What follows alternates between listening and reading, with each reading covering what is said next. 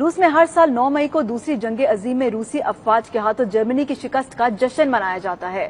اس سلسلے میں ماسکو کے ریڈ اسکوائر پر عظیم شان پریڈ ہوئی، جس سے روسی صدر ولادیمیر پوٹن نے خصوصی خطاب کیا۔ تفصیلات جانیے ماسکو سے شاہد گھمن کی رپورٹ میں۔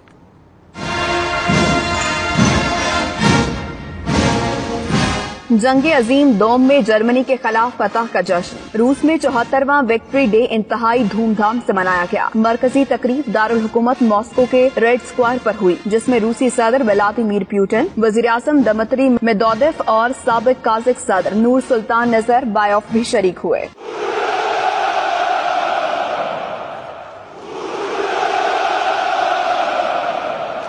اس موقع پر فوجی پریڈ کا بھی اہتمام کیا گیا تھا، جس میں ہزاروں سابق اور حاضر سروس روسی فوجیوں نے حصہ لیا، جن میں خواتین بھی شامل تھیں۔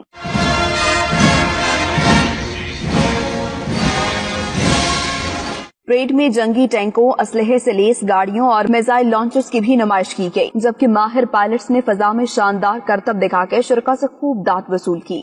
9 مئی کو یورپ میں وکٹری ڈے کے طور پر منایا جاتا ہے۔ 1945 کو نازی جرمنی نے اس دن باقاعدہ طور پر روس کے آگے ہتھیار ڈال کر اپنی شکست تسلیم کر لی تھی۔